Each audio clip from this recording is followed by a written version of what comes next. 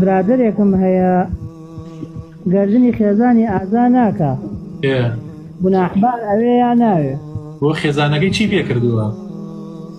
وڵی نازانێت تر گەردنی ئازا ناکە ێ گەردنت ئازا ناکەم و شوش بکە ئەگە من مردم شوو بکەی گەردنت ئازا ناکەم نا بۆی نییە ئەو شەرت و مەرجەی لەسەردانێ قوربانگیان کە تۆ مردی ئیتر ئەو حەقێکی شەرعی خۆیەتی و مافێکی سروشتی خۆیەتی شوو بکاتەوە و جەنابیشی ژن بێنێت قوربانگیان ئەو مەرج و قەیدێکی ناشەرعیە هیچ کەسێک ناتوانێت مەرج لەسەر ژنەکەی دانیە ئەگەر شت کردەوە دوای من گردنت ئازانە بێ کاکە بۆچی گردنی ئازانە بێ چاوە ڕاستەکەم ئێوە مرۆڤ نییە مافی نییە مافی ئەوی نییە بچوات بچێتە ژیانێکی ترەوە وەڵام منە شتم گوناحبارەوی ئەو قسانەکەی نابێ ئەو قسانە بکەی گوناحبارەوی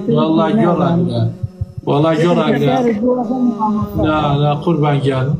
یەکەم ئەوێ ژنەکەی بە قسەی نەکە ئەگە پیاوەکەی مرد باڕات ئەگە حەزی لێ بوو باڕا شووی دووەم بکاتەوە ماڵێکی تر دروستکاتەوە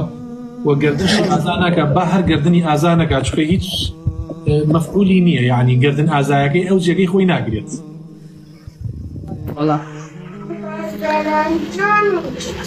باشە قوربان دەست خۆش بێ سپاس دەکەم مەمنونتم مامۆستاگیان لە خزمەتان بە قوربان ئەڵێ عیش ڕەجەبەن تەڕە عەجەبەن کۆسەیسەی کورە قەینام السلام عليكم مامۆستا عەلەیکە السەلام وەڕەحمەتوڵڵاه ئێمە ژنمان بینیوە بۆ نمونە ئەڵێ پیاوەکە ئەگەر من بمرم دڵت دێ ژن بێنیتەوە یان خوا ژن مەهێنەرەوە باشە هەر حەزەکەم هەر ئاوابی ئەمە قەینا ژن ئەم بیرۆکانەی هەیە بەس پیاو چۆنە بێ وان بڵێ